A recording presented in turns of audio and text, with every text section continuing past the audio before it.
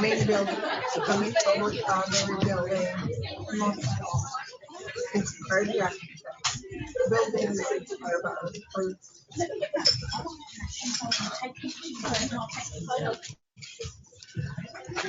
No, I don't want to be rude, but I'm reading. I'm going to have to step out.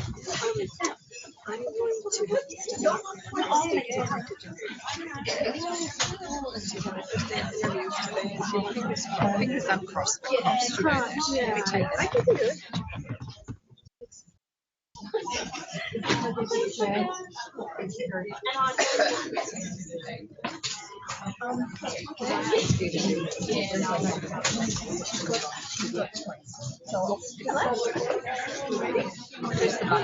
Okay, so I've only done that, but I haven't done it.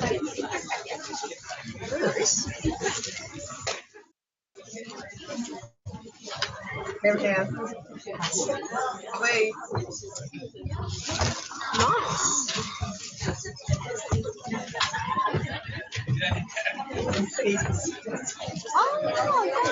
I'm so pleased you two got to.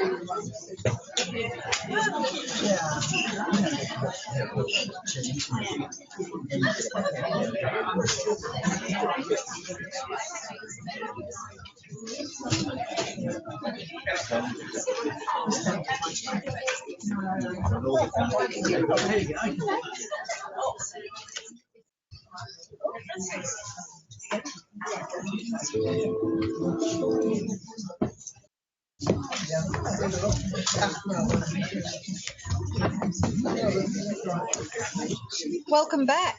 Welcome back.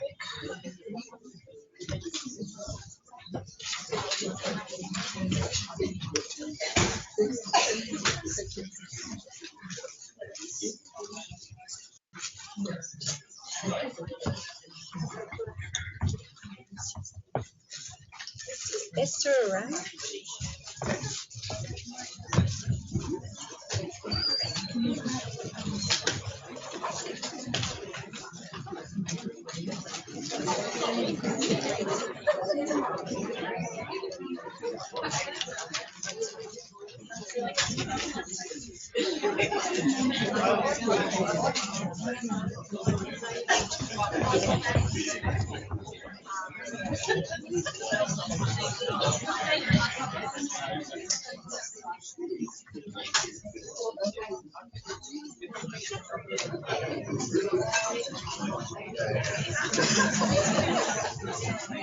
That's okay, I will just.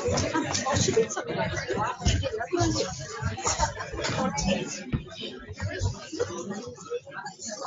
Thank you, that's such a great girl. I was watching you just as you're about to start. I was like, welcome back. Yes, we're on. Thank you for your punctuality. That's absolutely wonderful.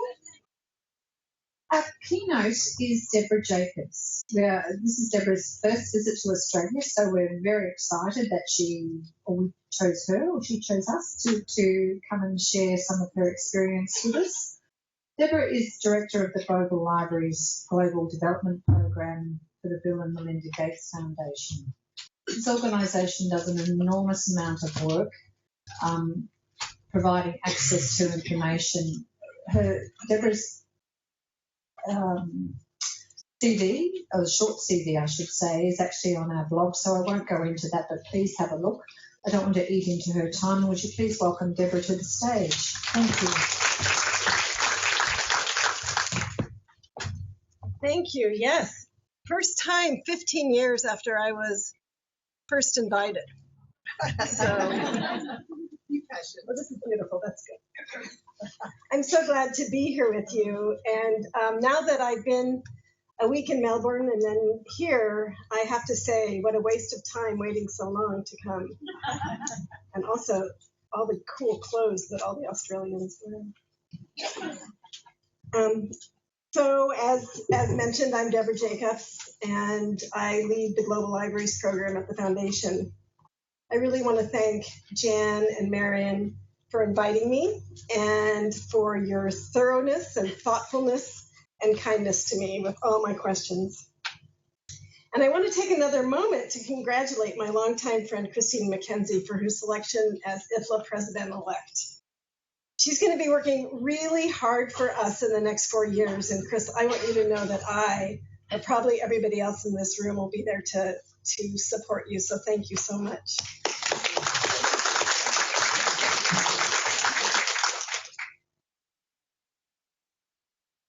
So last week, when I was in Melbourne, I was at a meeting with the Oceania INELI group and the India INELI group, who decided to come to build partnerships across continents and across geographies, which really gets to the topic I was asked to speak about, global libraries and the use of technology in our programs and in our countries. What I want to tell you is that whether you live in Australia or Ukraine or Chile or Vietnam or the United States like I do, libraries basically do the same work around the world. I discovered, to my surprise, when I first came to Global Libraries 8.5 years ago, that librarians, my first country was Romania, and then Poland, and then later Botswana. And what I saw is that librarians were just like you and me, or especially just like those of us of my generation. They loved to talk about their library. They were mainly women with glasses and dangling earrings.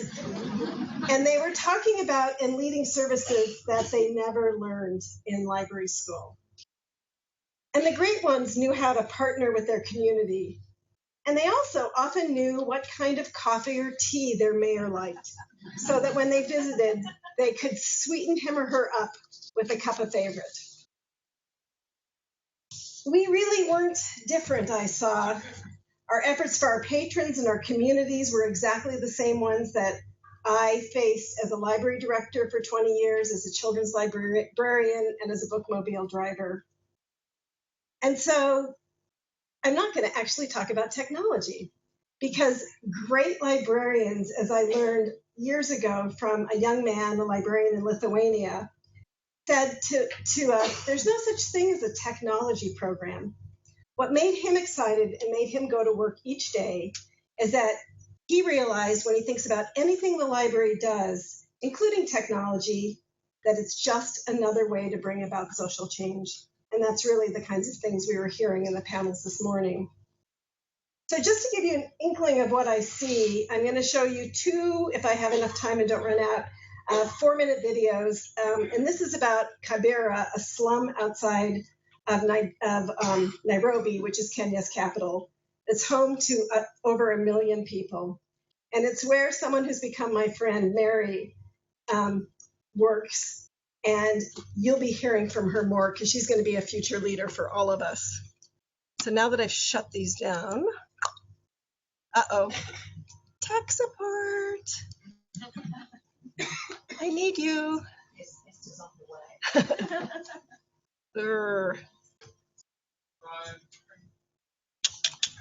Shoot. Okay, well, I'll just go on. Prime, did you say? Prime. Where? Okay, thanks.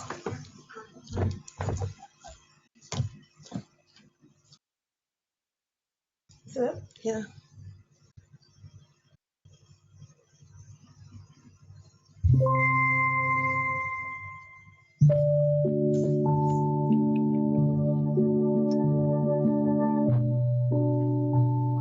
The children in Kibera, they have a lot of challenges. When they're in the library, they feel secure. I was excited about the technology because I was imagining they're going to have this advantage. Wow, it's good for them. Some of those children, they say that they have never thought they would ever touch a computer or a tablet.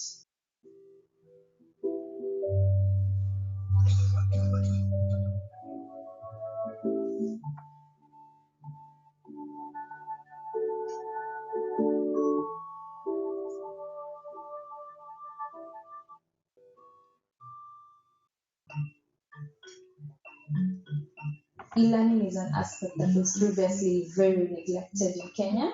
The Kenyan education system is very vast. It's really hard, and we needed a way to make it easier.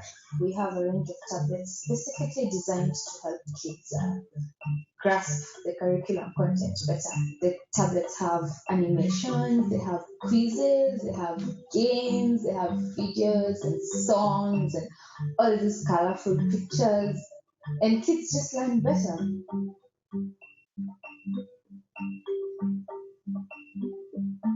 First, we trained us, and then we started training the children with them. The first time the teachers and the students came to the library, all of them, they were nervous. So we had to explain to the teachers first about using those tablets. The first time I used the tablets was at this library when the program was introduced. Some few teachers, I think, got the opportunity to attend the kind of training. From there is when I learned that it has a lot of information and a lot of fun. I came to know Albert when we started training them on the tablets.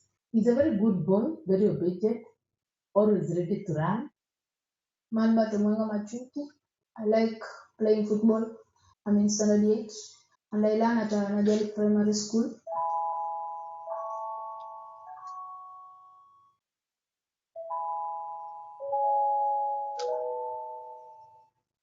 I'm the firstborn in the house, so I have to work hard. The tablet was a privilege. I actually understood it through the teachers that were there. We were shown how to use it. They taught us on how to use it, do the math workout, do the word search. Learning in class and learning using the tablet are fun. I can say our children, it has really improved a lot in them. Those who could not read some even simple words in the lower classes, they can now read it. And even now we are doing exams, I know that one is going to affect our results positively. When I see that impact that I've changed a life of a child, I feel happy and I feel good.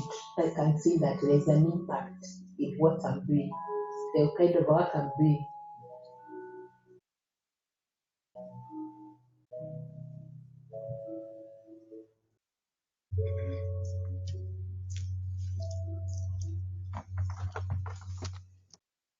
So since this video was made, actually this program, because of fundraising by the National Librarian, has spread to libraries throughout Kenya. What I also want to talk about is Mary, because what I really care passionately about as I enter my, halfway through my 7th decade, is leadership and leadership for the younger generation. And Mary's boss barely knew Mary, but he had heard about her. And he called her to his office, and she was very frightened.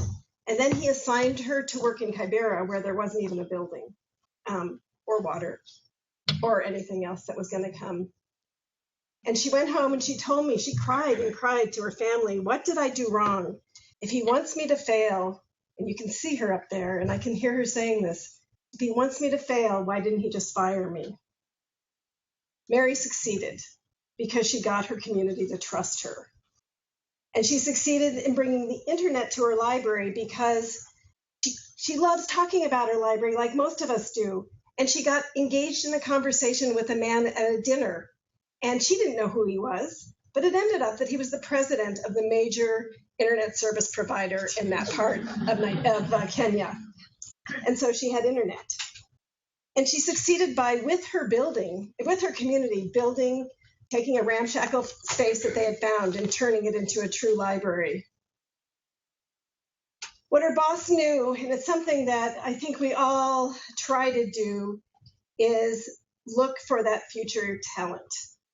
And then when we find them, we have to mentor them in whatever way is best for them. And obviously for Mary, it was giving her an impossible challenge. But now she knows she can do anything. And I saw her 2 weeks ago in sub-Saharan Africa, being a mentor to 32 young African librarians. And a year ago, she was invited to come to India to inspire the next generation of Indian librarians. I believe that great librarians have always been powerful agents of social change on top of anything else that's in our official job description. The library of the past and the future has always been and will continue to be committed to social justice and equity. Isn't that why most of us became librarians? It certainly wasn't for the salaries. As I talk more about libraries, I should probably tell you a little bit about the Bill and Melinda Gates Foundation. Maybe the most you know about us is that years ago we gave Northern Territories an Access to Learning Award, but we're a bit more than that. The foundation itself is mission-driven and it's guided by the belief that all lives have equal value. And all our work is determined by the object of helping people live healthy and productive lives.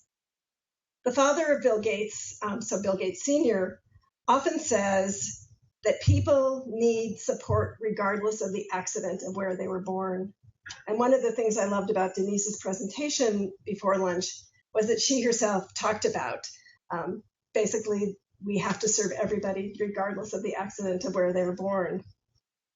In 1997, before there was a foundation, Bill and Melinda began seeing that the technology that their company was helping, shove into everybody's homes was actually going to make what we then called the digital divide much more than that, but an opportunity divide.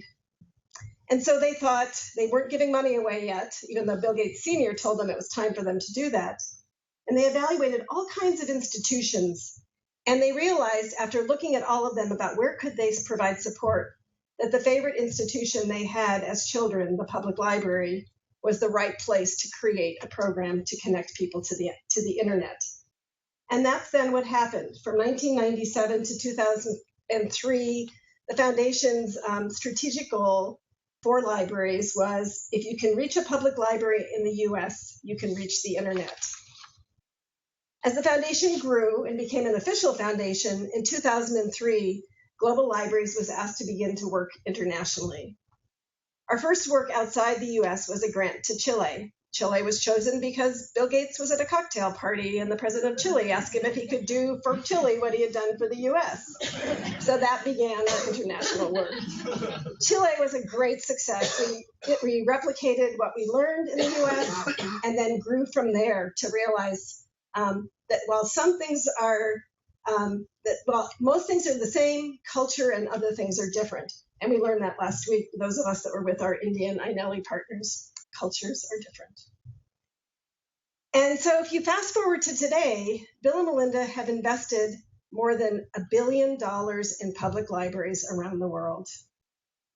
Our work in global libraries is more than just people that give money, but we like to think of ourselves as being a strategic advisor and partner to the library field, a collaborator and a convener of people. It's been an amazing journey we've been on. We've worked directly with more than 28,000 public libraries across 54 countries. And our work has directly improved the lives of 253 million and counting. We've seen again and again, it doesn't matter what the naysayers say, it's what you and I know, libraries matter. Today, our effort in global libraries is focused on how we can sunset our program as the funding for the library field is going away. But as Bill and Melinda requested, after 20 years of the philanthropy, they care about libraries and they said, leave the library field strong and as resilient as possible. This has been really sad, but it's also been so much easier because of all the work that everyone is doing to step up. People that know directly about the wind down and are offering to pitch in new ways, and just incredible librarians like we heard this morning that are taking on new programs and new partnerships. Every day since the wind down was announced, which was May 7th, 2014, I felt pride in my field, pride in librarians, pride in library associations, library support organizations like IFLA.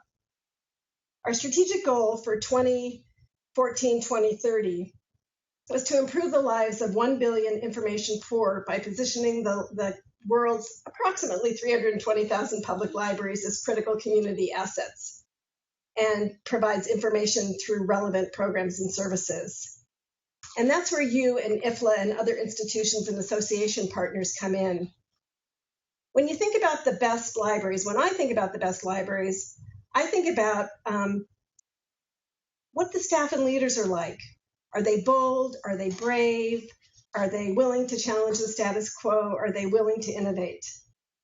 And my question to you, and the question we all face, is what will it take to make libraries change everywhere? Because our Secretary General, the new Secretary General of IFLA, Gerald Leitner, wasn't able to be here, even though as recently as this morning, I received a WhatsApp telling me how sorry he was that he wasn't here. He did ask me to speak a bit about IFLA. And so IFLA is a global libraries partner, legacy partner, which means they're one of our final grantees. And the funding we're giving them will allow them to more overtly focus on public libraries and how the work you are doing can benefit from this funding. And as we gave that money, IFLA has taken that challenge very seriously. We also gave money to two other organizations. One is the Public Library Association of the United States. The third one is a research institute. And together, we asked them to work together because we believe that by working together, more happens. That by not duplicating services, but by growing with each other, more will happen, deeper impact, and less wastefulness. And happily they agreed. They don't know how to do it necessarily, but they're learning, because learning how to collaborate as true collaborators is, well, you have to learn it. We're used to thinking that collaboration is inviting somebody into a meeting or letting them read our paper, but it's really giving up control and co-creating. So what's next for IFLA besides Christine? In addition to the great work they're already doing, they're taking a huge member-centric approach to engaging members in the library field in a substantial way. You'll hear more about this in coming months and years from your public library section leaders, but they're totally involved and excited about what comes next that we, as Margaret and I were saying last night, we don't even know because it's being invented along the way. But the idea is to convene the library field to develop a global vision that only an aligned and connected library field and networked field can do together.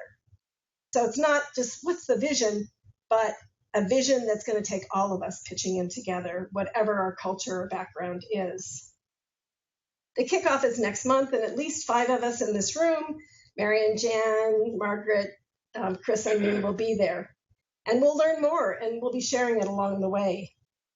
But the important thing about this global vision is that it will only be successful if you all participate. And there'll be lots of different ways that you can do that, including online, and more that you'll be hearing about. The second thing that IFLA is working on is what's called a library map of the world, as well as DA2I. DA2I means Development and Access to Information Report, that will be updated annually. And the purpose of that report is that even though there are no sustainable development goals that say library, what we know is that in some way, pretty much every library we know does the work here. And so the DA2I is going to monitor and look at what that work is so that it can be reported at a global level as well as national levels. Next, IFLA is going to be working on a full-scale membership survey to understand what its members value and what they hope for the future of IFLA. They'll also be working with the 2 other legacy partners to launch campaigns and provide tools to assist the field in deepening their skills around how to engage with communities. We all think we do it, but there's still more to learn. Additionally, IFLA with other partners, and I added this listening this morning, every presentation was questioned about impact. We have no consistent way in our field to measure impact. And IFLA is going to be taking this on in a way that can be sustained, but that we will know how to measure programs and services so that we can speak about sustainable development goals, about the impact to our community whatever their needs are. And like everything else, we don't know how that's going to work, but I know Alia is already really involved in gathering data and beta testing some potential projects. And then finally, they're also going to be working with PLA and others on leader mobilization. And that's just phase 1 of a 10-year project. So there's a lot that's out there. And I know that Gerald would ask you, so I'm asking you, your voices are important. They need you in order to be able to do this work well. So as I conclude and as we move toward the exit of global libraries, we've really learned a couple of things. Some we knew, but some we are really deepening. And the first is the incredible importance of networking. Sometimes we come to conferences and we think we're going to be following up with people, but we don't. Or our library is doing something, and actually the library across the town, but we think it's easier to do it ourselves than to ask them, or maybe they'll say no or anything. We in libraries need to be networking and leading in a way that makes networking one of our #1 priorities. And we also need to be building partners, not just people who pay for our programs or who can provide them, but people who will develop programs around our community needs. Second, we need, and I mentioned this before, we really believe that libraries need to design their services around community needs. These are a gimme. It gives us something to really respond to.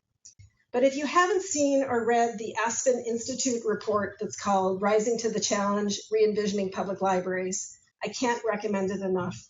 It's the #1 priority in that report, and while it was written from a US point of view, it's as relevant to all of you as it was to Uganda when they started changing their services based on it. So the third thing is measuring the impact, and I've talked about that. And then the fourth thing, and IFLA has been great at this, is to ensure that with this impact measurement in hand, you do effective advocacy. And again, the IFLA website is filled with tools. Go there often. I'm always surprised that it's actually easier to search and that I find more of what I need. So we think in global libraries, if you do this, network, build true partnerships, design services around community needs, measure impact, and advocate your heart out, you'll have an easier time helping the public re-envision your libraries for the great work that you're all doing. I know I'm preaching to the choir, but I think it's vitally important that we really tell people what we're doing to change lives. The night I got here to Sydney, the concierge, I was asking for restaurants. And I said, where are you from? I kind of knew his accent, and he said Nepal. And I was already planning on showing you a short video about Nepal, and I think we have a few minutes to do that. And hopefully, my trusty assistant, Marion, will help me do that.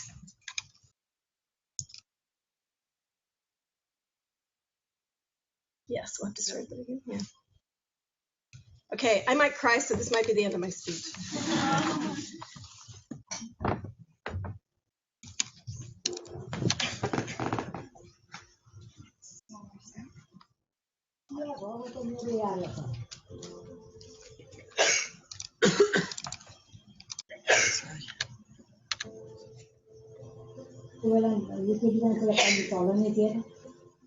अनि कसरी पनि कहाँ भयो कहिले भयो अब यसलाई कसरी पालौँ कसरी हिर्काउँ बढाउँ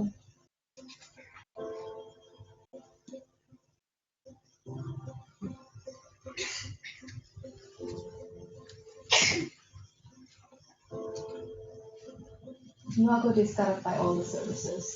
It's very remote. Most of the people, they are farmers, and they don't have access to relevant information that they need.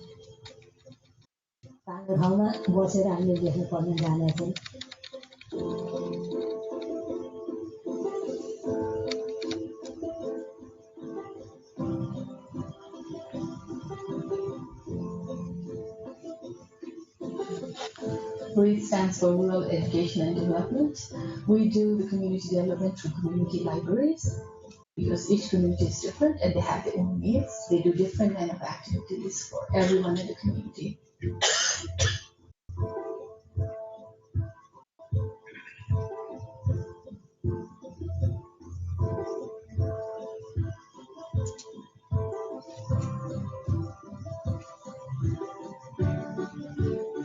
पुस्तकालय यहाँ हुनुभन्दा अगाडि चाहिँ मैले पुस्तकालय जीवनमा देखेकै थिइनँ। मैले गाडी चलाउँथेँ, त्यो पुस्तकालयले चलाइसकेपछि यो चाहिँ अत्याधिक सफल रूपमा सञ्चालन भयो।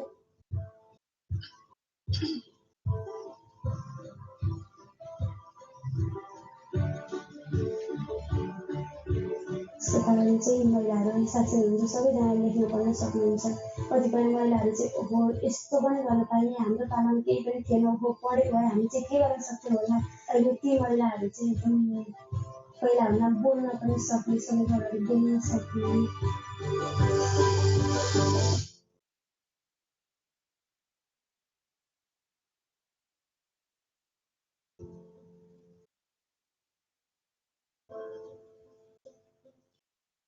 They were saying that we want to build our home, but for us, temporary shelter is okay, but we want to build the library first. गरेको त मलाई त साह्रै नै हुन्छ। यति के अरे भने फेरि सबैजना लिएर आफू बोल्नु मलाई त्यही लगाएछ। यस्तै हुन्छ अब पुस्तकालय भने अब के होला भन्ने थियो पहिला। पुस्तकालय भने सबै कुरो सिकाउने थियो।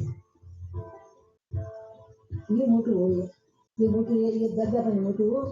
यो पुस्तकालय भनेको यो के अरे यो लाइब्रेरीको अफिस पनि यो मुटु।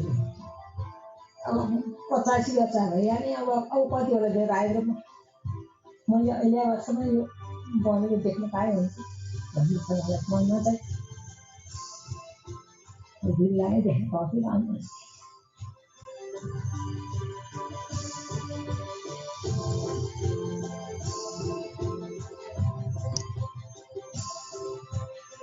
The library has been rebuilt thanks to the villagers. And all these examples that I've shown you are, more desperate than what we live with regularly. You can see the services are the same, and they're serving people in the very same way. We learned, I don't even remember the number, Chris, what percentage of India is illiterate? It's huge. 1 billion illiterate people in India, and the importance to the librarians that were with us, the 25 young librarians that come from across India to scale their work to be 25,000 librarians and to take on the issues of illiteracy as well as gender and the other issues facing them. So when I think about the stories I heard this morning, when I think about these examples from these libraries, and I think that there are something like 320,000 libraries around the world, and all of us are doing things every day that change lives. We all know stories of people that have found jobs because of our library, our women that have had the courage, like here, to speak up or to demand their rights, or farmers who get good information on how to grow better tomatoes. I think together we can work to tell these stories, we can work to measure them, and we can work together to make sure that libraries everywhere are both connected and networked, but also recognized as the valuable assets that we believe at the Gates Foundation, and I think all of us believe they really are. So thank you for this time, and thank you for having me here with you.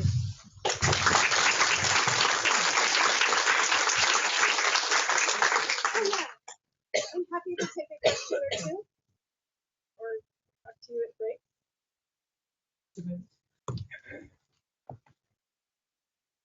Just for the record, I remember it's 1 billion illiterate people in the world and 1/3 of them in India. Daunting. So, and we know that many of those illiterate are in our own communities. Any other comments from Paul? I just wanted to know what the name of that report was.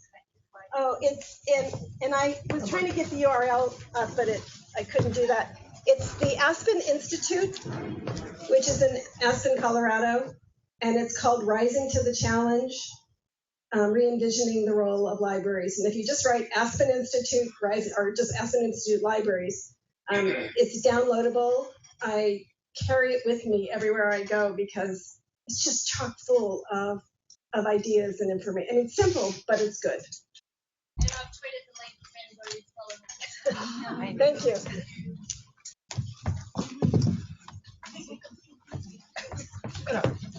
Lovely.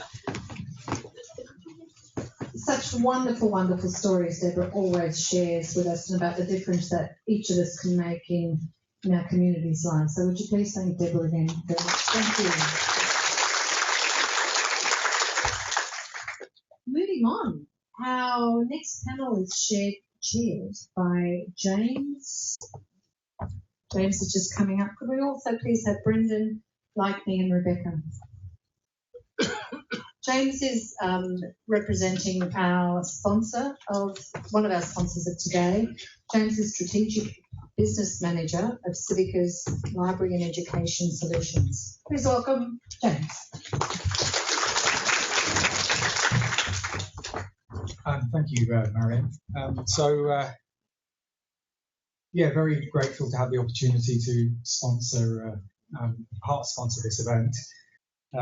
I learn a lot, and it's sort of really inspiring seeing what sort of collective creativity and wisdom, and I'll be looking forward to seeing the ahas you have, and what that shows up in sort of the insightful action in terms of what you take back into the community. So very sort of grateful as well to sort of share the stage with the presenters today. So I've got Brendan McDonald from Port Macquarie Hastings Library. He's going to be sort of talking his program around digital inclusion and the opportunities that's really creating in that rural community. Then I've also got Lenke Indegard from Bergen Public Library in Norway. And she's going to be really talking about the evolution of the library service there and within the sort of physical and digital environment. And then I've got Rebecca Browning as well from Willoughby City Library, and that's going to be a program sort of sharing the sort of impact of the service review and how that's really helped transform sort of future delivery across STEAM and digital literacy. So I'm going to hand across now to Brendan, who's going to start talking about digital inclusion. Thanks.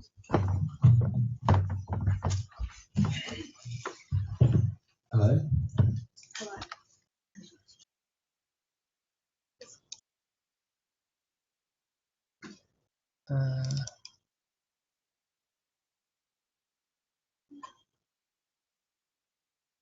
Where do I hit play? F5. Oh, F5. I am also a Mac man, I'm sorry. My name is Brendan McDonald. I am Technical Services Librarian for Port Macquarie Hastings Library. What that means is I'm basically the cataloguer there, and I am a truly terrible cataloguer. I'm also a former youngest library employee at PMHC, a title I hope to one day reclaim in the future, though that's not looking likely. I'm largely responsible or to blame for some of our more recent innovations, including the Imaginarium, a fully equipped soundproofed recording studio free to library members, and the Tech Room, which is an exploratory space showcasing the latest and weirdest technology and gadgetry, including VR glasses, 3D printers, makey-makeys, spheros, 3-doodlers, and any other made-up word, just about. In the brief time I have to talk to you today, I hope to give a quick outline of how these two initiatives came about. The font isn't there, doesn't matter. The Imaginarium. The idea for the Imaginarium came about after we had seen and admired library studios in the US as well as the Edge, State Library Queensland. It also came after a few other successful outside-the-box type initiatives, including Seed Library, Community Garden, Ukulele Lending Program, which was really good. So we were feeling suitably brave and decided to have another crack at something truly unique to our area. As mentioned in the paper, which I'm sure you all read, staff reaction to the idea wasn't exactly wildly enthusiastic, but after it was clear that the idea wasn't going away, they weren't exactly dismissive either. They were quite warm. Eventually, as the project gathered steam, staff warmed to the idea and were actually quite excited to see it come to fruition. Our launch was probably our most successful launch of any program or initiative we had undertaken thus far, and generated a huge amount of media interest and, of course, new library members. The space is consistently booked week after week, and we're still seeing stunned faces when we explain to new library users what this weird-looking room is. The tech room. Great photo. The tech room came about through a directive from the broader organisation to apply for a public library infrastructure grant in 2014, 1 year after our Imaginarium grant. I do need to make a disclaimer at this point. We love money. Libraries love money. We love grant funding. But at the time, we were so stretched for resources and staff because of the Imaginarium that we didn't feel like we could handle another initiative like this. But the tech room became a combination of two things. So pressure because we were instructed by a broader organisation to go for the grant, and desire because of that we went to town on the grant. And this is where my inner geek kind of came to the fore. So which VR should we go for? Both of them. How many MacBooks do we need? Heaps. What's a makey? You don't know, give us 6. So we submitted our application content in the fact that there was no way we were going to get it, and went back to tuning guitars and filming ourselves in wigs, which is a reference to the videos that we have uploaded. I still remember the sound of my manager's shrill cry, I can hear it, coming from his office where he informed me that we were successful in obtaining the grant, and then asked what in God's name I'd done to him. Nevertheless, the tech room has been a highly successful endeavour, with a large section of our more remote community members getting hands-on experience with the same technology that is available within the library through pop-up IT visits from the library staff. So we can actually go out to remote areas and take this tech out because it's also portable. And whilst the learning curve of staff has been just as steep as the Imaginarium, we do have an amazingly dedicated team who have come to expect the unexpected and are suitably willing to give anything a go. So thank you. Did I rush through that? That was really impressive, Brendan. I really like how you're taking technology out into the community and giving those opportunities. I had a question which was, what new piece of technology, because you obviously love your gadgets, are you most excited for in 2017 and why? I guess that's a point to make with something like the tech room is if you want to showcase new technologies, you need to keep ahead of it and keep involved. It's no good sort of doing something for 12 months and then 6 years later showing them the same dodgy little thing. So we like the look of Microsoft HoloLens, which is actually augmented reality, which is a blend of virtual and augmented reality, or a bit of both. Google Pixel have just got the Google Daydream VR, which we're hopefully looking at as well. And the VR, I cannot stress enough how popular the VR is for me personally when I'm actually testing it, and the kids and the oldies. So the oldies really love it. We've actually taken it out to nursing homes, and I've had like 95-year-olds just blown away.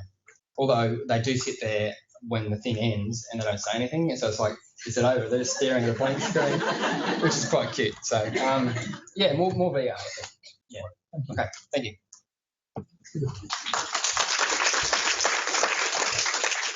So thank you, Brendan. Now I'd like to welcome Lakelee Indergaard from Bergen Public Library. She's going to talk about a library with people for the people.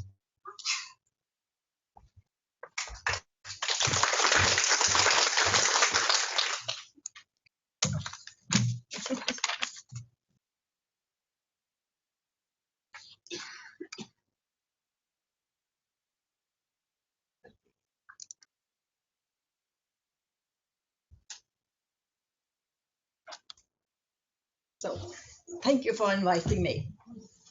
The last days we have traveled around in Sydney and seen beautiful libraries, new modern libraries, a lot of space and new good services.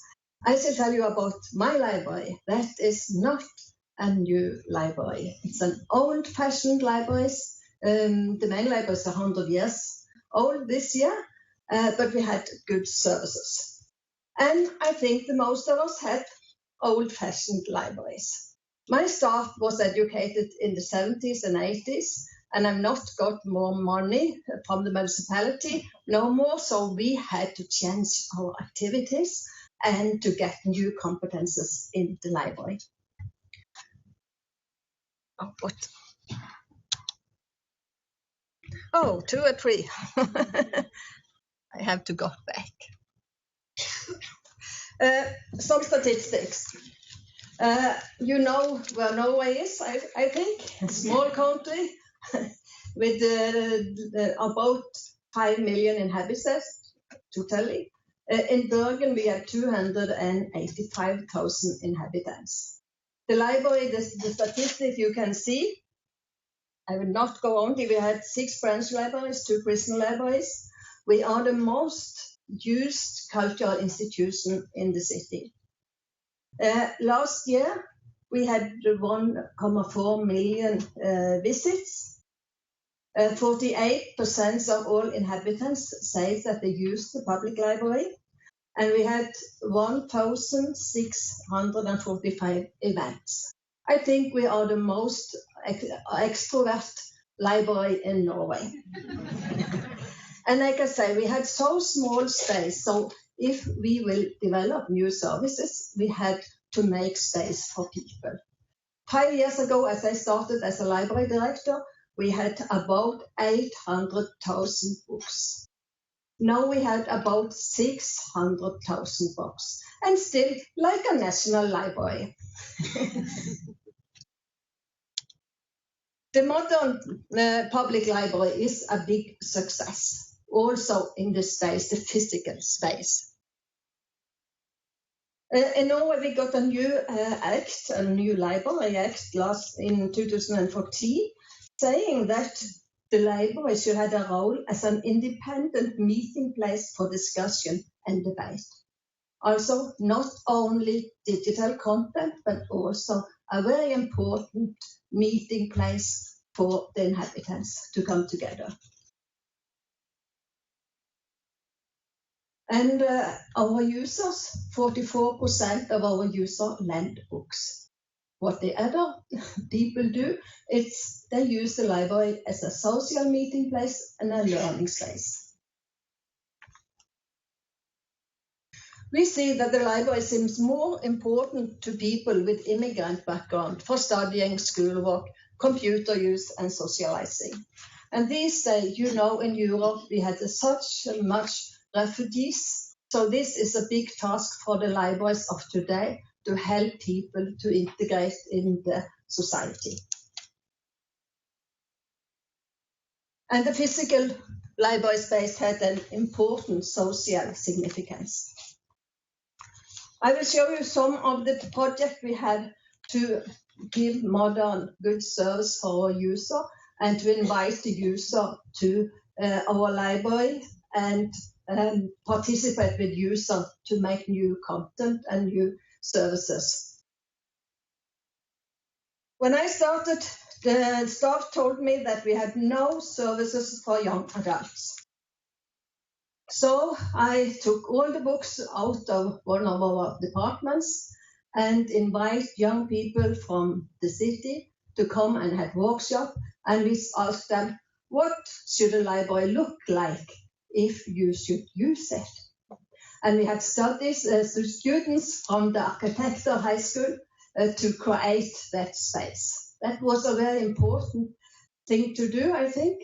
And now 4 persons in my staff are employees under 18 years. They work 3 or 4 hours a week, and they plan the content and the activities in the young departments. And that is that they look like. They want reading spaces, quiet reading, they want maker spaces, they want activities, discussion, debates, and on their own premises. But ICT is also a very important task in our countries, and the digital citizenships, the national government have made a white paper about ICT inclusion in everyday life, and they picked up the libraries had a role to play in this. So we had so many courses for elderly people or immigrants to learn to use PCs and laptops. And we started with the young ones, as you do earlier today. We had code clubs in every branches in the city, and that is very popular. And we use volunteers to make the courses. And about the girls, we had festival for girls, techno festivals. That is very popular, and all the speakers is women with ICT skills. And that we do this once a year. But otherwise, girls also come to the code clubs. And that we had ICT courses for children in the weekends. As you see, the first time Sunday at 10 a.m., more than 100 children so lined up outside the library with their dads, I think it was, to go to ICT conference. And we had that so many times, and it's very popular. As you see, we also have courses for elderly people. They're not used laptops before they came to the library. Some of my children librarians are very patient with that elderly people, so we managed to introduce them to services like Skype with grandchildren in Australia, or get pick up flight tickets on the internet and so on. And we had virtual reality. Some of the enthusiasts, a bit elder, we had a project with schools. The Norwegian Constitution was 200 years, and we invite schools to come to the library to have 3D printing, but not only printing, but also use the Department for Local History. They think about how the city was 200 years ago, and they printed it in CD printing. So now we afford the schools not only book talks, but also packages with digital services. So the teacher can go to the library and say, we want that package or that package. It's easier for us to manage when we had packages, not only special service for each teacher. And we have some enthusiasts in our library. This is volunteers. They had their club in the library. They use our services for free, but they pay us back, and they had courses for children and young adults. And a learning center.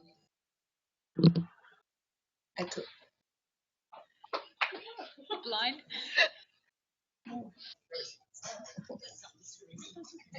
If you're watching, could you please mute your microphone? Thank you. Yes. Our learning center, it's it's empty. You have to fill it with people, and that's how we do. And you see, our volunteers, they are just as old as the people they're teaching. You don't know to have very serious ITC skills to help people. And we use so many volunteers. We have partnerships with NGOs, but they cannot give us enough teachers, so we had to pick them ourselves also. And we had some nice project with elderly people and with people with dementia. They are gaming. This is from a home for elderly people, but we also have it in the library. Yes, the library should be an open arena with a very low threshold. Everybody is invited to the library. You can go there and do nothing, but you can use all our services for free. We had a lot of networking, a lot of partners. The university is a very nice partner, and the student associations are very nice. We had also partners like the Red Cross and a lot of things. And that's important because we had competences in the library staff, but to use partnerships, we got more competences. We had to broaden up our activities and have also more activities without any more staff. And we had a lot of language cafes. That is because the refugee and immigrants, we had so many of them in Norway. So we started with a language cafe. And one day I got a call from the royal castle that the princess had read about our services to immigrants and want to see and participate in the language cafe. That was very useful. I was so proud. And so also the local decisions maker and politicians, they came to the library. They've never been there before. But because of the princess, we got a lot of attention to the good work the library do. So it's very nice to tell people what you are doing. And after that princess visit, some Chinese women came to me and said, we want to have a language cafe for Chinese. So now you can go in Bergen, Norway, each week to learn Chinese for free. And now we had so many people want to be volunteers on such language cafe. We had language cafes every day in the main library and in the branches. So this is a big, big activities. And sometimes this language moving out of the library, we want to show people in the street what we do. So we also use the common spaces in the open air. If we can, it's raining a lot of time in Bergen, but if we can, we go outside. But I think that to communicate what we do, what our new services is very important to attract more people to the library. Yes, this is the Red Cross. And when we include our user in our new services to create new spaces, new services, the libraries change. And all our staff and our content will change. And I think we had to communicate with the locals, the local community, to give good services in the future. Thank you.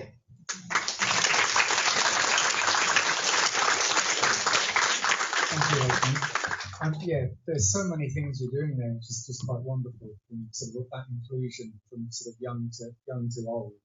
I guess my question was, what would you say are the three things that you think will have the biggest impact for a traditional library which has limited budgets and can accommodate learning, creativity, sharing, and participation? The human resources. It's your staff. And many of them is in my age, we had to learn new things, but I expect my staff, they have done so many new things they have never thought about a year or two before. So I think to include all your staff in how to develop your service is very important. We had workshops 2 times a year about new projects, new services, and all our employees participate in this workshop. So everybody can come with good ideas. It's not in the director's head the good ideas are, it is in everybody's. And it's also very important with the partnerships. And the third, I say, to reach out, to communicate, social media, invite people to get new services, new ideas, and thinking that the people knows that the library is ours. Thank you. Yeah, thank you. I'd now like to invite Rebecca Browning from Willoughby City Library, and yeah, really excited to hear about your program. Thank you. If I can deal with this. F5. Oh. Now, here we go. Now F5. Okay, lovely. Thank you. Hello everyone. So I'm Rebecca Browning from Willoughby City Library Services, and what I wanted to talk to you today about was Willoughby City Library Services and Willoughby Council has gone through rather a structural and organisational change, and that has resulted in a flowering of STEAM activities. So I just thought I'd just give you an overview of what we've been doing for the past few years. Alrighty, so Willoughby, centred around Chatswood, is north of the Harbour Bridge, about 9 k's north. we are an area, we experience low levels of disadvantage, and we are quite a diverse community. So, gosh, I think 50% of residents within the CBD have English as a second language.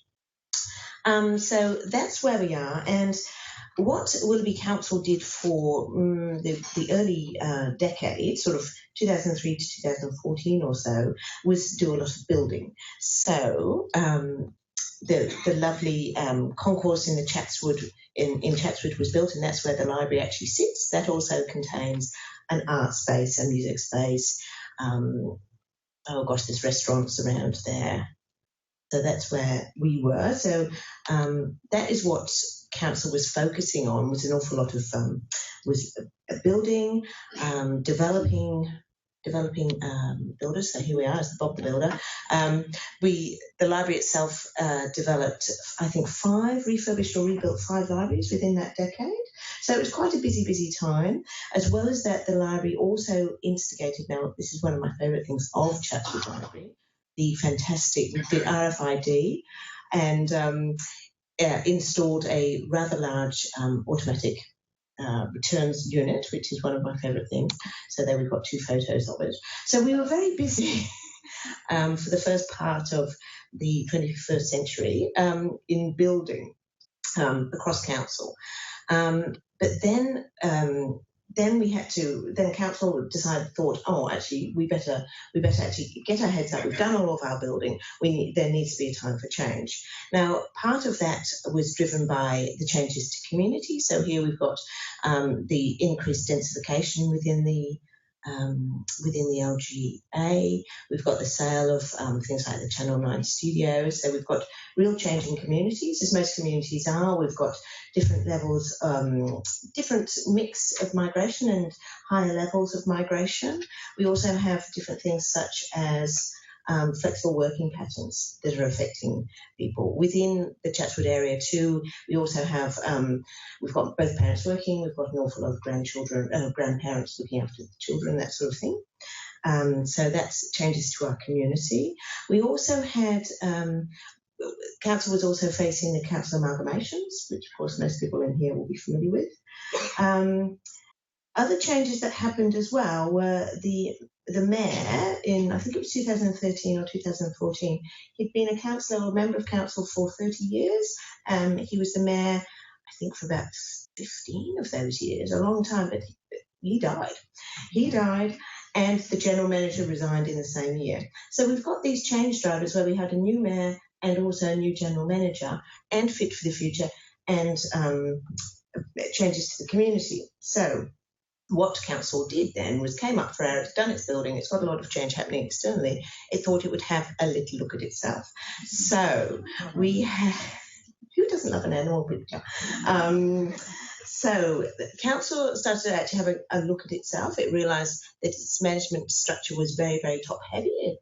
In the decade of building, it had had an awful lot of staff in there simply to manage these huge projects that they were doing, but possibly they were no longer required. So there was a structural change driven by the new general manager, probably supported by the new mayor, that aimed at increasing collaboration, and to have greater levels of autonomy and to improve decision making across the organisation. So, of course, that was council-wide, and then that then flowed down into the library as we followed suit. So within that context of change, so we had a lot of organisational change. The library also commissioned 2 external reviews, one of which was to look at the types of services we were providing, and with an idea of recommendations to develop our strategic vision for future service provision. The other review was by the State Library. Where's Ellen? Thank you, Ellen.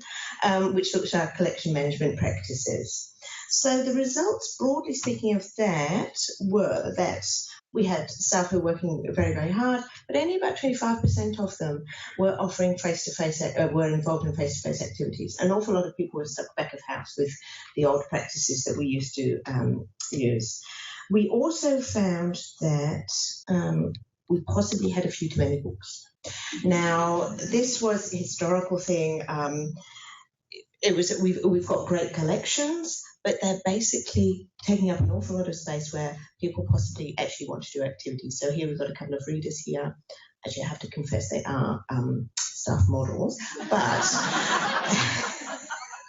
but aren't they nice? But we've got a lot of shelving, and we haven't got enough space to actually run a contemporary library service. So what we are doing.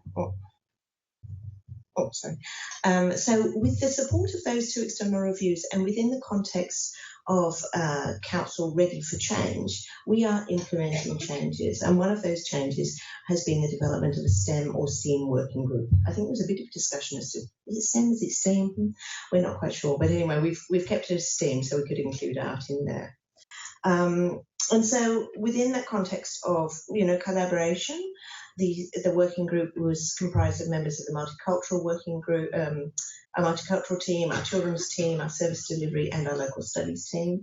And they worked to develop and deliver a huge range within a fairly short amount of time of STEAM-oriented activities. And I can just run through those with you.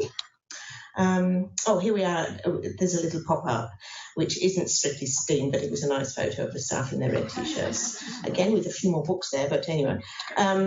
But what was the first major activity that was instigated was last August or September.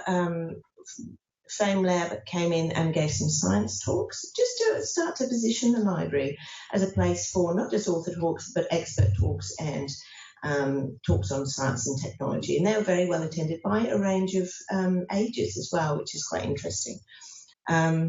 And that activity, so the participation within Science Week is it's proposed that we will expand that in 2017. And we have recently joined the Northern Sydney Science Hub. So that will be coming in under that umbrella. We also then ran a week-long program in November, partnering with our visual arts team. So we're in a visual arts space. We had an art exhibition. We had an illustrator giving illustration lessons. We also then oriented a week-long of children's activities and adult activities towards science and art. And that was really very, very successful. So there we've got a little bit of chromatography, which we like. There we are making zines. I don't know who that chap is, but he's, seems quite happy with his zine. So that was a week-long thing that we did before Christmas. Also, we were involved in Go Digi, because I include, obviously, digital literacy within this. So here is Cecilia, who did very well and developed a full week of digital literacy activities under the Go Digi umbrella, and was awarded a highly commended prize for her efforts. So well done, Cecilia. And here's some of the participants. So there's that lovely thing where the community is actually working together. These were they weren't, I think the lady in the purple T-shirt is an actual Go Digi volunteer, but the woman in the black T-shirt isn't. It's just simply two members of the community talking together. So bringing people together, giving them a bit of support, enabling their digital literacy. We also in terms of encouraging digital literacy and getting involvement in that space, here's the e-Safety Commission talking to seniors within our library as they're developing a portal for e-safety for the next few years. Other things we're doing, we've developed a code club. So that's just started we ran, I think, a few classes over Christmas. Is that right? January. And now we have a regular code club. We have one now, which is being run by a volunteer, but then there are plans to run additional clubs. We'll be running a Lego club starts next week. So that's a little bit of fun. Again, we're using the model of having the staff direction and with a volunteer to actually run it. And then we're kicking on into robotics in the school holidays. And we're hoping also to do some things for Vivid. So these are just a few of the ways that this STEAM working group basically took the ball and ran with it. There's more examples within the paper that you've all read.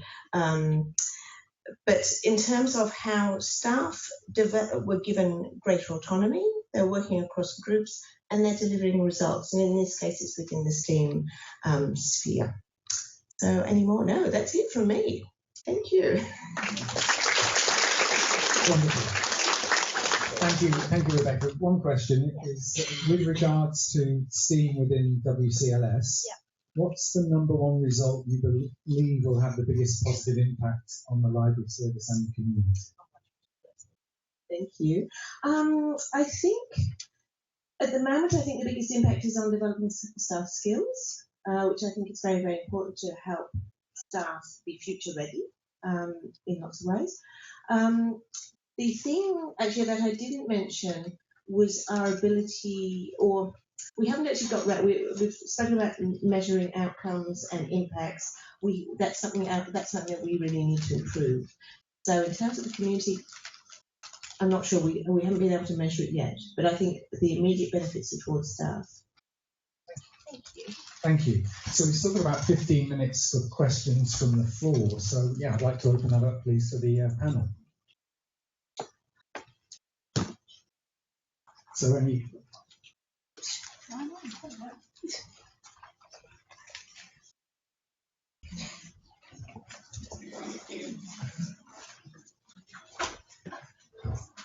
have a question about the Imaginarium. What sort of service model do you use to actually activate that space?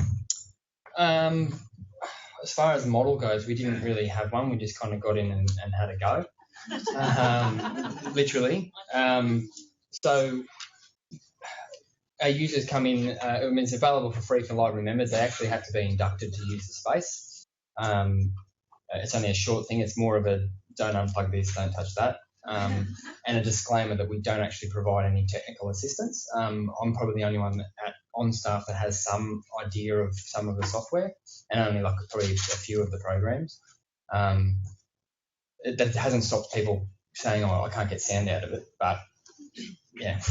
So if I'm around, I'll kind of get in and have a go, just sort of get them started. But for the most part, it is a space that we kind of hand to the public and say, "Look, this is your space," and go for it. Does that answer your question or not really? Yeah. And then it's like two bookings because the studio space you need a fair bit of time to get set up and then pack down. So we only have a morning session and an afternoon session, and they book either. So, I don't know why. Thank you. Thanks, Brendan. Next question, please.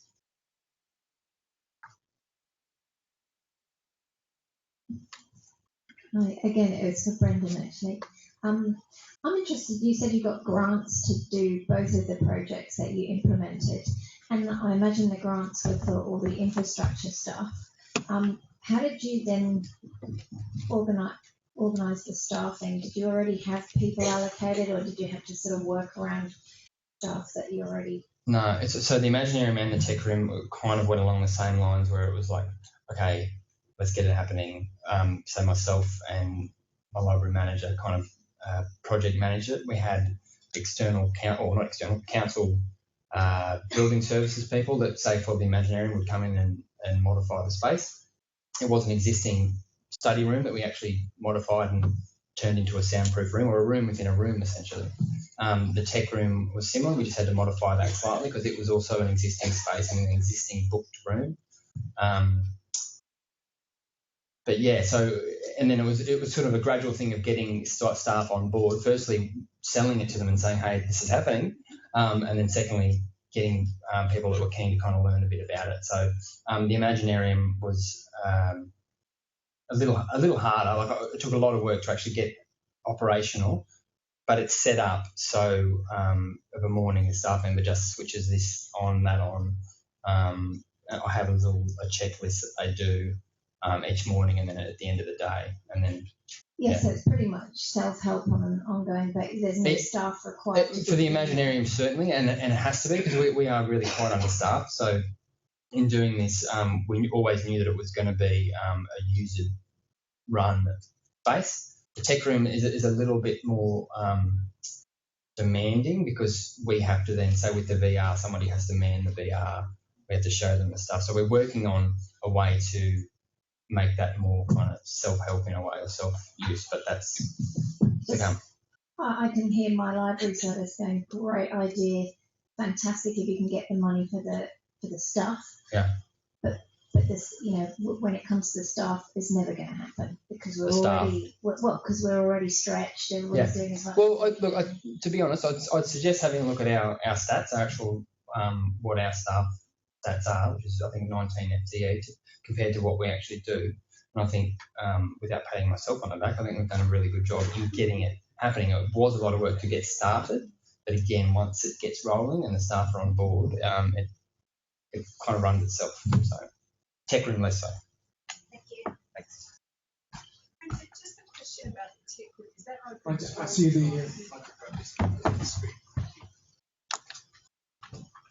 The tech room, is that open all the time, or is it only open during a certain time? No, it is a booked meeting room. So we actually have groups that still use that room, and we actually book it ourselves. So we actually allocate a Friday, every Friday now it's our room to do with whatever we please. And then we actually will book events or book open days or book things just like a member of the public. So yeah, it's limited in that regard, but it works for now. Until we can do something more with it. So when it's booked by externals, is that right? Yep. External? Yep. How much staff time does that take? So it depends on the numbers. So we might have 2 staff in there, 3 at a stretch, and that's all we can do. And again, it's the VR that needs the assistance more than anything, because once you can set up a 3D print and show people how it works, set up a makey, they tap away. That's good, but then to actually take things off people's head and is it working? Can you see it? Then it gets a bit much. But yeah, it's very, very popular. Great, thank you, Brendan. Question over the outside.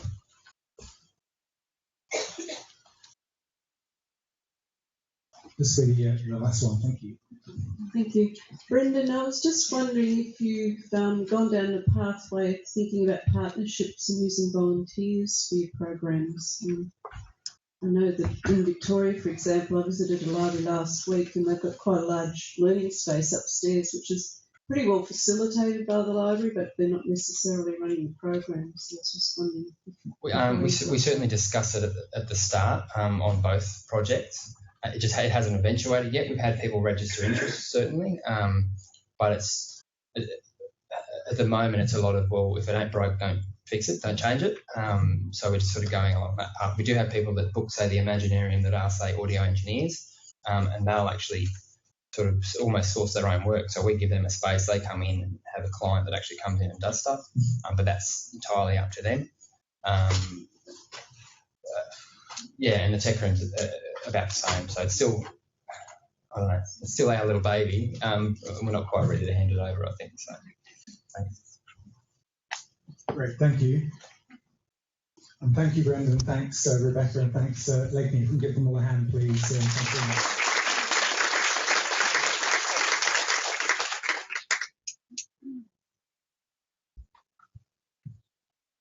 Thanks.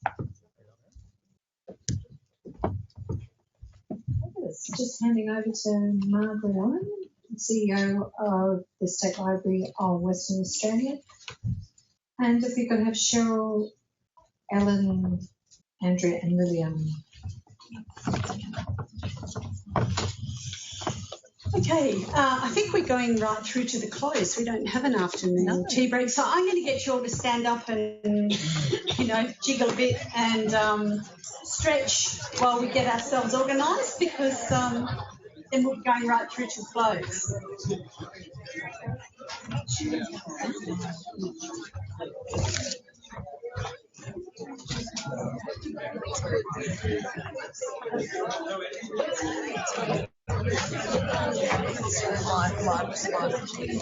This one?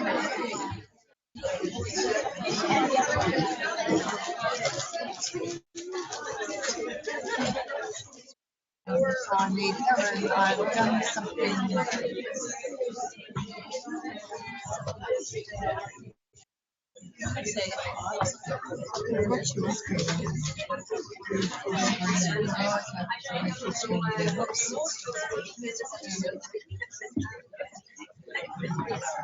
We'll be back.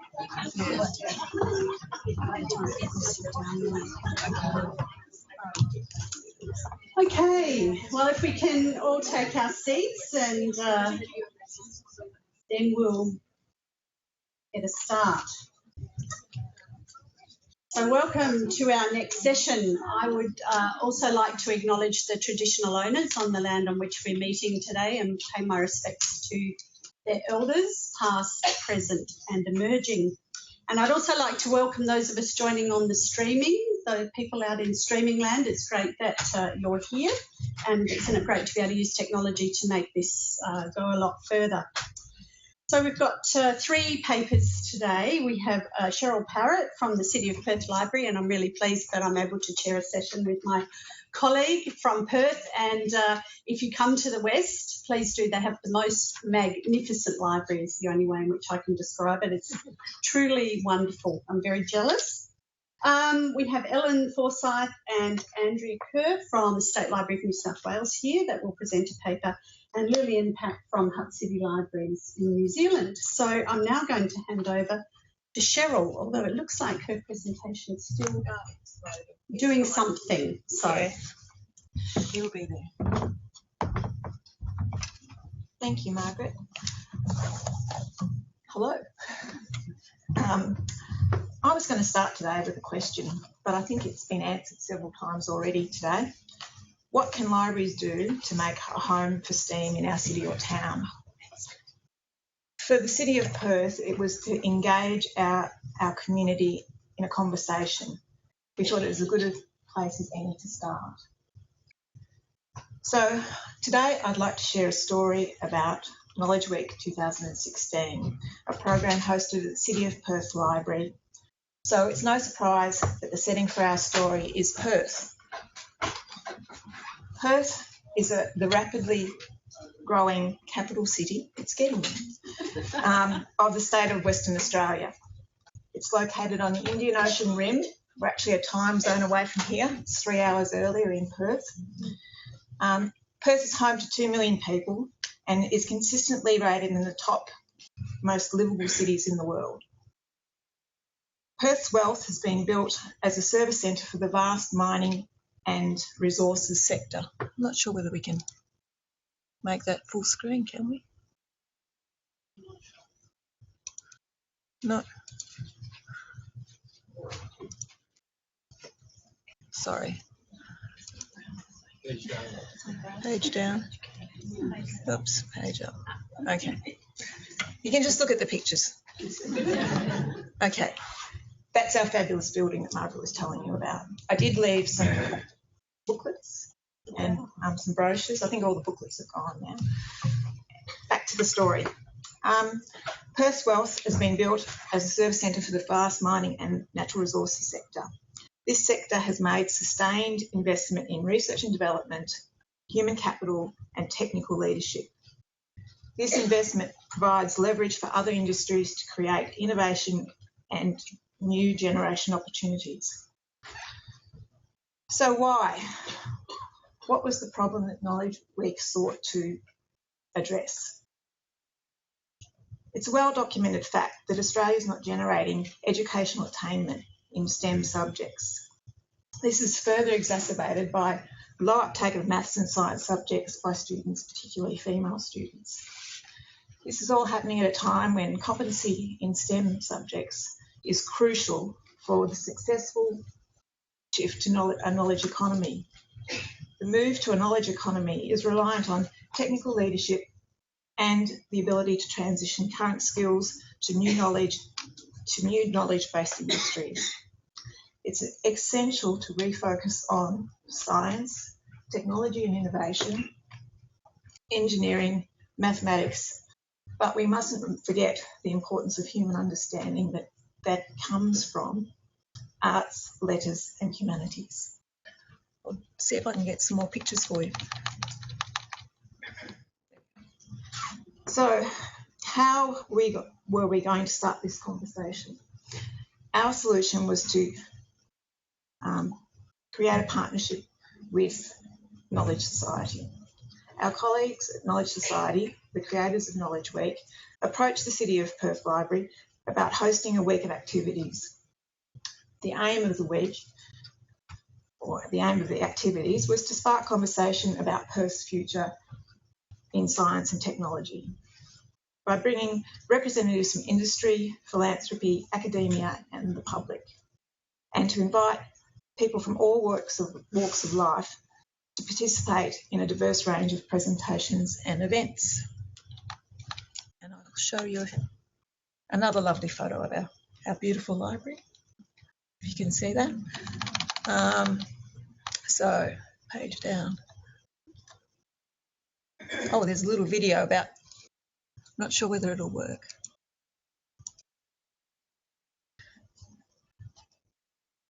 So, these are just some of the images of the promotion for Knowledge Week.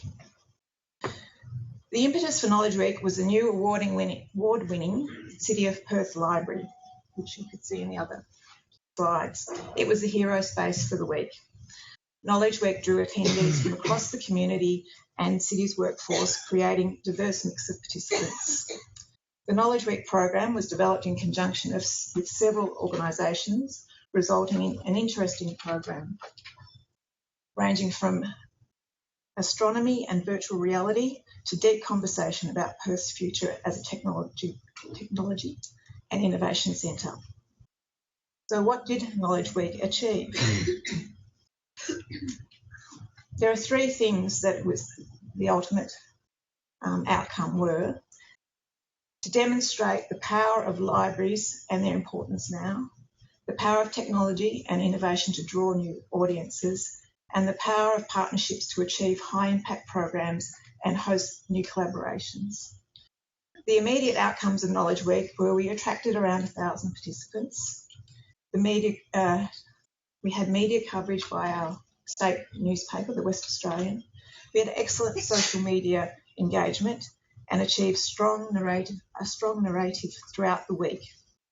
We demonstrate a way for libraries to work with key partners and bring great conversations to the heart of the city and create a space for new collaborations to emerge. Long-term outcomes: there's been a number of opportunities that have arisen as a result of our Knowledge Week program, ensuring that the conversation continues. Planning for Knowledge Week 2017 has commenced, and I'm confident to say STEAM has well and truly found a home in Perth. Thank you.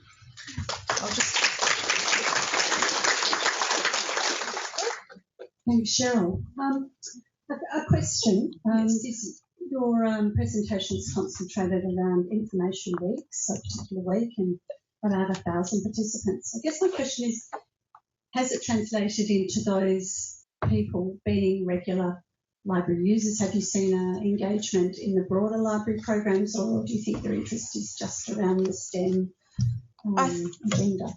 It's hard to gauge memberships and active participation as library users. We've had an explosion in membership since we opened. We've had 16,000 new members, which is, I think, on the back of my infographic, 640% increase in new members in a year. But there has been more, I think, an opportunity to have more programs. We're starting up a Coder Dojo, which is going to be mentored by staff. And so that will certainly translate into more activity in the junior space. And I think, there has been other overtures from another coding opportunity for children. One's more focused with primary school aged children, and the other one is for high school. So yeah, I think it's very difficult to quantify. We'll have to get back to you on that one. Sorry, please join me in thanking Cheryl. Okay, Ellen and Andrew. Now, I believe there's going to be a duo in this one, so I'll leave you two to take your various topics.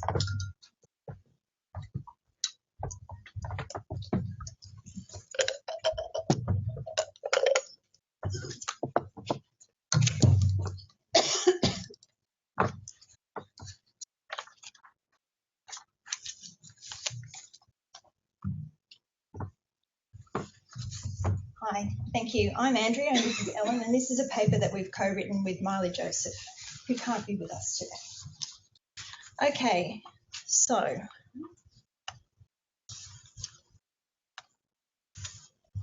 what do alcohol, maths and public libraries have in common? You might wonder. Or some of you may not. They're actually all part of daily life, and they're part of a program called Know Your Standards, which is an alcohol awareness program and a program developed by Drug Info here at the State Library of New South Wales and delivered through New South Wales Public Libraries and online. This program, which I'll describe to you, shows one way how STEAM activities for adults can develop community understanding of standard drink sizes to take the numbers and the formula listed here and apply it to real life situations. This is science and maths as daily life. But why is there need for such a program? A standard drink, as the name implies, is a standard unit of measurement. Most adults in Australia and New Zealand, because Australia and New Zealand share a standard, would be familiar with the concept of a standard drink because of these labels that you see here. However, when it comes to converting the number of standard drinks in a bottle into a single standard drink, there is a lack of understanding of what actually constitutes a single standard drink. Research shows that there's a tendency to oversize or overpour a drink and to underestimate the alcohol content of beverages. It shows that science can be hard to understand in daily life. Now, standard drinks are not only used to compare different drink sizes, but people also use them to calculate whether they're safe to drive, and the government uses them to work out safe or low-risk drinking levels.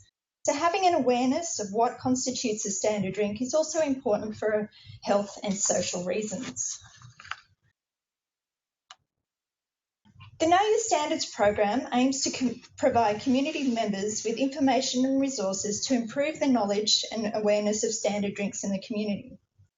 Each library service in New South Wales has been supplied with a standard drink educational pouring and display kit, or what we call a resin kit, for use in public programs and displays and part of the Know Your Standards program. And this is part of it here. One of the main ways that the kit can be used is to run standard drink pouring demonstrations or group activities. Yes, you may recognise somebody here today. These allow libraries to run information sessions where clients participate in mini experiments in pouring what they believe to be a standard drink in a standard size glass and then measuring it in a special measuring cup called an Alco cup to see their results. This provides an opportunity for discussion about the measurement or how the measurement of a drink will differ according to the alcohol content of a drink, i.e. the percentage of the alcohol that it contains. So this is where numbers come in maths. So the higher the alcohol content, the smaller the drink, and vice versa. And then with the resin drinks from the kit reinforcing the learning. Extensions of this activity include using different shaped glasses to see if this influences results, and a number of activities outlined on our website. The resin kit is supported by print resources such as the Know Your Standards Pocket Guide, information sheets and other information on the Drug Info website. The print resources reinforce learning concepts regarding standard drinks. This card shows the importance of understanding science and maths in daily life. The kit and printed resources can also be incorporated into library services. Here you can see the kit where the kit has been placed on the reference desk, and staff and clients can interact with the kit. Clients can ask questions about the kit to the staff at the desk. Libraries also use artistic displays with the kit, because we all love a library display, which double as learning opportunities for clients. As you can see, the kit is attractive, interesting, and feedback from library staff indicates that it draws attention. Now, I would suggest, I'm not going to make the assumption you've read our paper. Please read our paper as it has useful references and links. In public library services, we use a range of tools to connect library staff with STEAM, including Pinterest, Public Library News. This was a special interest issue focusing on it and is available from the State Library website, but there are articles in most issues. We also use Flickr, recording places that public library services staff have visited for work and sharing them with public libraries. Yes, that is a cake tin lending kit. And Instagram, as it's important to reflect back to public libraries what is happening across the network. STEAM connections are found in a variety of public library activities, including readers' advisory work, local studies, and I loved the example from Bergen, reference, adult programs, as well as programming for children and young adults. In New South Wales, there have been talks at reference seminars and meetings, local studies meetings to explore the implications of making and other aspects of library services, as making and STEAM are part of everything that libraries do. And it's part of the information service provided by public libraries, as well as how local studies information is recorded. We also use a targeted email list, which any of you are welcome to subscribe to, and have occasional posts on the Public Library Services blog. We also have an occasional video series, which started at a seminar Leanne Crane spoke at. Now, if you haven't come across her work, she's an amazing Canadian, and her video is available to look at online. We have also had locals present, again, other familiar faces you'll see today, to get people sharing stories of what is happening in their libraries. We use the idea of good enough technology for streaming video to provide a workable solution, deliberately modelling an experimental approach for library colleagues. It's about trying and improving things rather than aiming for perfect and being too scared to make a start, much as it's also stressful. Doing this and talking about the methods and what we're learning fits in with an iterative and a maker STEAM approach as well. As public library services staff share our learning, others start a step further along, and then in turn, we can learn from them. We feel this models a STEAM approach to professional development. Thank you.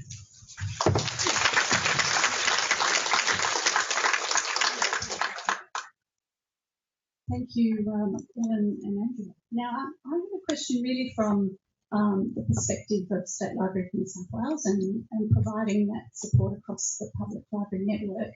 It's really around, do you think public libraries have the skills to roll out the STEAM agenda in our libraries? And it's not being critical, but our schools are often in traditional literacies and more arts-based. So do we have the skills? What are the implications going forward? And a number of speakers have touched on it today. So I'm really interested in that helicopter view that you might have from support of the public library network in New South Wales. Look, I think the answer is definitely yes and no, and I think we've really seen that today because it is about staff developing their skills as well, and we expect staff to keep developing skills in a whole lot of areas.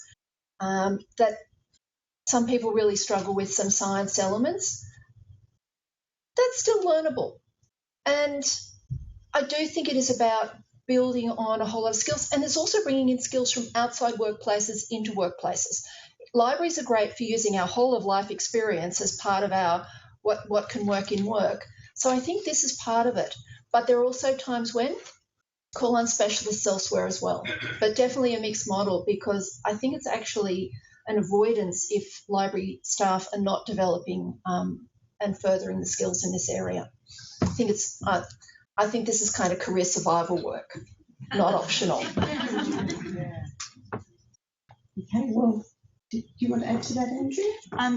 With the Know Your Standards program, we provide training for library staff so that they feel confident in delivering the program itself and support and through the website so that they're able to answer all those questions, because we know that we're not experts in that area.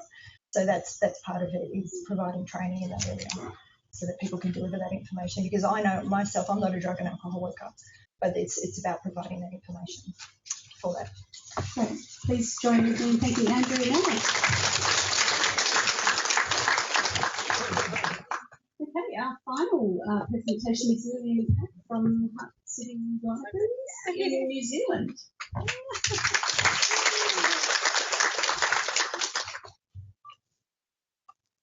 Tihe Moriora, let there be life. Te whare e tune, tēnā koe. I greet the house we are in. Te papa e waho nei, tēnā koe. I greet the land outside. Te mana whenua o tēnei rohe, tēnā koutou. I greet the local people. Te hanga mate, ki te hanga mate, haere, haere, haere. I pay tribute to our ancestors. Te hanga ora, Kia tatou, te hanga ora, tēnā koutou, tēnā koutou, tēnā koutou katoa. I give thanks for those of us here today. I would also like to acknowledge the custodians of this land and show respect to their elders, past, present, and emerging. And I also wanted to say a thank you and a kia ora to Uncle Ray Davison for his lovely welcome to country this morning. So my name is Lillian, and I'm from Hutt City Libraries. My presentation today is called Divide and Multiply, and it's about how Hutt City Libraries uses partnerships in our networks for many of our programs, especially in the area of STEAM or STEM. Before I go any further, I just have to preface my talk with a few disclaimers. I'm relatively new to libraries. This is my 3rd year, and Denise can tell you I'm stressed out. I couldn't sleep at all, because how do you talk in front of a group of people that were basically your idols growing up? You know, for me, librarians are the rock stars of this world. So I took a couple of rescue remedy tablets just a minute ago. You're doing great. So my background is actually in educational management, project and event management, and consultancy. So nothing like the rock stars of the library world. I was recruited by the libraries because they were looking for a way of diversifying their thinking. And they wanted somebody who could provide a different perspective. And Denise can tell you, every time I came to work, it's like, I don't get it. Why do you do that? Or why is it done this way? Or why don't we do it this way? Or why don't we do this? Someone actually at the library told me that I was full of crazy talk. But Denise also knew that the libraries wanted a person that was from a related field, who had experience developing and managing programs to ensure high quality, who understood pedagogy and andragogy, and that could help kind of support the programs to make sure that we were on the right track, and who had experience in stakeholder engagement, networking, and relationship management. And I had quite a bit of that as a head of school in my former life at a tertiary institution. So the second disclaimer is, what I say today may go against how you actually view public libraries. And from what I understand, some of the things that we do at Hutt City Libraries is quite different. So it may not align with your thinking, and that's okay. And I was also going to say that the examples I provide are from our experience at Hutt City Libraries. So if you're interested, it's like those ads, please do try this at home. And please note that results may vary. So for those of you who haven't read my paper, which is 6,900 words, because I didn't know how to stop. The next 2 slides is basically a brief summary of my paper. So a few years ago, the libraries commissioned a research project, and we basically were looking at how residents saw us. And the libraries also conducted quite an extensive literature review. And so from this, we knew we had to change. We had to adapt, we had to reposition, and we had to reposition ourselves to maintain relevance, for our council who funds us, but also to maintain relevance for our communities. We wanted to be seen and needed to be seen as an innovator, and we needed to be seen as being integral and important to the social and economic development and the future of our city. So STEM was identified as one of our priorities, and STEM was actually one of the top priorities for our council, so that was really good. We aligned. And in case you're wondering why there's a second M, it's not because I can't type, it's because the second M is for manufacturing. So our city actually has a strong history in being a manufacturing base in New Zealand. So what the libraries did, what we did is we took a step back and we took an honest look at ourselves. So we had to look at what our capabilities were and what our limitations were. And this has been touched on a bit within some of the other presentations. So we had staff. We definitely had staff. We had people power.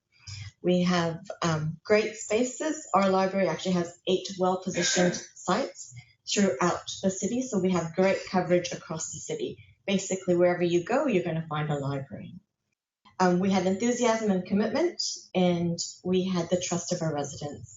So that research project basically told us that we are trustworthy and they had a lot of belief and confidence in us, but we may not have been seen as being innovative. So what we knew we didn't have was we didn't have expert knowledge in-house. So we don't have any engineers on staff. We have no paleontologists, no astronomers, nor anyone that could make kombucha or kefir. So, and we knew that this was going to take us quite a while to upskill our staff. And that would have pushed our timeline back quite a bit. So we knew we couldn't do that. And we knew also that we didn't have the money to upskill everybody, and we didn't have the money to bring in experts. We couldn't buy people in.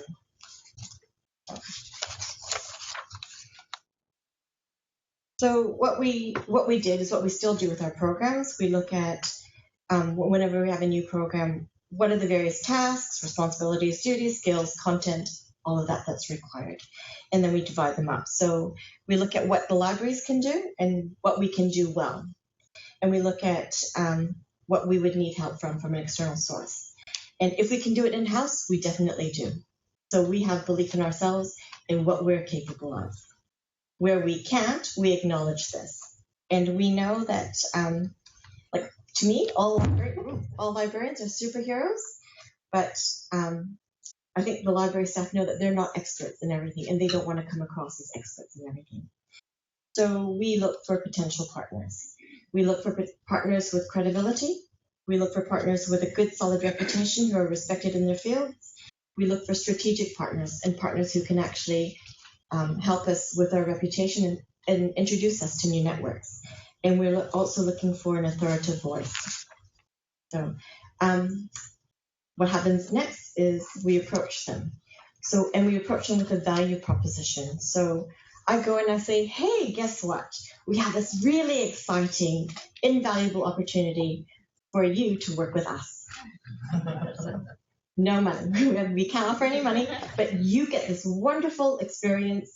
We can offer so much that you wouldn't be able to afford anywhere else. So my husband tells me I'm like a used car salesman, but we can usually seal the deal. So in exchange for their content, their knowledge, and the facilitator, we usually, we get all of that, and what they get is an accessible venue in the heart of all the different communities for free. And they acknowledge that if they were to rent a venue, it would cost them quite a bit. They get access to the general public and different market segments. They get free marketing, and our marketing is quite extensive. We have posters and networks that we send our posters out to, and we tend to get picked up these days from the newspaper, so we get additional marketing that way. And I'll give an example a little later on. We also provide program development support. So we have the knowledge and expertise. We can help them with that. We actually help them make their content accessible, interesting, appealing, and relatable. So once we get our partners, we work closely with them to develop the programs. So when we divide the tasks, we add a partner. This is my math. It doesn't actually work out, but we multiply successes. So I showed this to one of the library assistants at work who has a math background, and she said, wow, that's really terrible. But we do have really great successes. So everyone does their part, everyone adds value. So you do half the work and you get twice the returns or more. So we get high quality programs, excellent content. We see new people come in through the door. So we see people come in going, is this where the blah, blah, blah program is? And they tell us, we're not library users. Can we still come? We're not a library member. We say, of course, definitely. So we see a lot of new people come in that way. Our reputation as an innovator has grown, and our partners enjoy working with us, and they tell their friends. Whereas before, we used to have to go out and actively pursue partners. We actually have people pursuing us. It's nice to be stalked. So, and our partners really like the exposure they get. So, and some of them have said to us that they realize that what they're getting sometimes is that they're earning trust and credibility with the public through their association with us. So that's really good for them. So from our point of view, we have our general public having exposure to STEM, and having it accessible to them, regardless of where they live, their socioeconomic background, their gender. We have a community of learners, and we're building a community of critical thinkers in our city. We have people that are coming in for second chance education. So people come in and say, I never was very good at school and couldn't really, retain anything, but I come here and I can remember everything that the presenter did or in the workshop. So, and we have connections. We're connecting people to ideas, people to things. And we know that a connected community is a resilient community. And for us in Lower Hutt, where we are expecting the next major earthquake, being connected and resilient is really important. So, and what we also do is we get our staff in there and they train alongside the experts. So we're building up the staff, and the staff love it. They get something new, they get something challenging, and they're not put on the spotlight. They can learn alongside our customers, and once they're ready and they're confident, they can present the lower level STEM programs that we have. Have I bored you yet? No. Okay. I wanted to show this. It's really busy, but I wanted to give an example of one of the things that we did last year. So we have a relationship with GNS Science. She was one of the, Karen from GNS Science was one of the ladies I stalked for about a month. And when we sat down and I said, this is what we can offer you. And she was a little bit cautious, and we talked about it, built that relationship. And she said, okay, great, we'll give it a go. And so we actually originally ran a program as a pilot, didn't really advertise, and got, I think, 50 to one session, close to 80 to another session, without much advertising. And that was about dinosaurs and rocks. And from there, we had other programs. We won funding. We won the Unlocking Curious Minds Fund in New Zealand, which is highly competitive. And when we found out we won, I was in utter shock, because we were competing against people that, or groups that had a much higher profile than us. And then, so we had other programs. We have Hot Science Cool Tales. So we have experts coming in, talking to our general public about all aspects of science. So we have like climate change, natural disasters, paleontology, geology, Antarctica, and that's all through our relationship with GNS Science. Last year, we were given the opportunity to host the Dinosaur Footprints exhibition.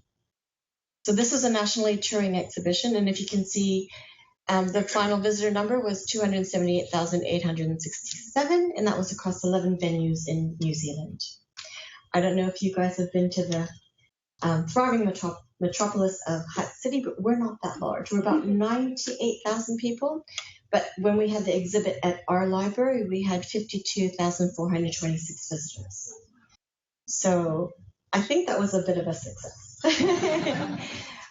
We had 780 people, or more than that, come to our dinosaur-related programs.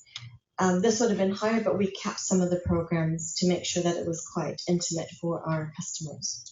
And we ran a Design a Dinosaur competition, which had 247 entries. And that was really great, because we had entries from children and adults, and people did actually borrow books to research it, to create the perfect dinosaur. And there were companies that were more than happy and willing to support us on the competition. Sorry, I'm over time. To give us prizes. I'll do this. Only one more slide after this, sorry. Also wanted to mention that because of that, we put out a press release, and we had one of the newspapers, the Dawn Post, put a story about the exhibition on A3. And if you know anything about newspaper marketing, that was about a third of the paper. That's about $3,000. If you're on an odd numbered page, it goes up. If you're closer to the front of the newspaper, it goes up. So we calculated that that was about a $10,000 free marketing that we got.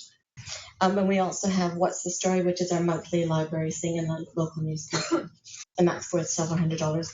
Our partners actually did comment that they got such incredible marketing through our libraries, because we get picked up. We're seen as credible, and our newspapers like us. And this is towards the end of my presentation. I just wanted to end off with 2 quotes from Ashlyn Cousteau. I don't know if you guys know who she is. She married into the Cousteau family. She used to be an e-reporter, and she reported on fashion and the red carpet. But once she married into the Cousteau family, she realized that there was science that was so important that the whole world needed to know. And so she worked with her husband to produce shows that were very popular. And what she said at a recent TEDx Got Base seminar was, we know that entertainment is powerful, and we must harness this power to change the world for the better. And she also said to the environmentalists and the scientists that were there, we need to use every single tool we have in our arsenal to keep fighting for our planet. And please don't be afraid to look to pop culture to think of ways to share your story with the masses. And I know that with libraries or librarians, you guys are very humble. You guys are incredibly humble, and you often undersell yourselves. And I think in this post-truth world where we're flooded with information, a lot of it which is untrue, public libraries are really important. And going along with what Ashlyn Cousteau was talking about, libraries can help be part of that arsenal. You know, we are a tool to get that information out there. And when we work with our providers and we know what our customers need and want in terms of attracting them, we make it entertainment or edutainment. And so I just wanted to say that scientists are realizing that they need to get their message out there, and they're realizing that public libraries are one way of doing that. We're one avenue of doing that. And that this is our time. This is the time for public libraries. That's it. Thank you. So, Lillian, in your paper, you talk a lot about partnerships and your methodology and the way in which you approach them. What do you do in terms of evaluating the effectiveness after an event, and how do you manage that? Do you ever say, thank you, that was nice to a partner, but actually we're not going to do anything more? We do a lot of evaluation before we do the program in terms of working with them, going through their content and things like that. After a program, we do evaluate in terms of sometimes just a formal evaluation. We get customers to fill it in if they would like to, and our customers have become increasingly quite blunt. So they tell us what they really liked about it, what they didn't like about it, and they will tell us exactly what they think, which is great. So we look at that, and then we sit down with our partners and we look at, well, how is it for you? Was it of equal benefit for your organization as it was for us? And we decide whether or not we go forward. Because of all the work and evaluation, like the pre-program work we've done, usually the programs go off really well. I'm just thinking there was one partnership where we said no thank you, but it wasn't actually for a program. We partnered with a social enterprise, and it was basically for an online event management platform.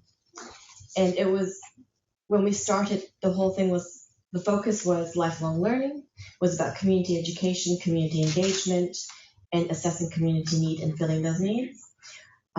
What part of what we did was give them honest feedback. And during the process, they stopped taking that honest feedback. And I think they were just really overwhelmed. They decided to change their business model, and sort of their focus shifted. And so we said, well, because our values no longer align, we don't wish to partner with you anymore. And it finished. And it was quite interesting because the day that we left, or the day before we left to come here for this conference, we got an email saying that they are no longer going to be in business. Okay. She has stuck with us. Okay, so now an opportunity for questions. Anyone? We've got half an hour. No. Oh, no, sorry. The time's a sorry. 10 minutes. Okay, questions? No? I have one. I have another one, actually. One that I noticed. Some people say STEAM, some people say STEM. You use STEM with a second M, which was manufacturing. Cheryl, you've used a lowercase a. So I guess the question that I had, and this is putting panelists on the spot, but STEAM to me is STEM with A for arts. So what is the place of arts in this agenda? I have my own thoughts on that, but I'd be really interested to hear why people have used the various abbreviations. And Lillian, you explained yours with manufacturing, but others, have you got any thoughts on that? Where's the place of arts? I think it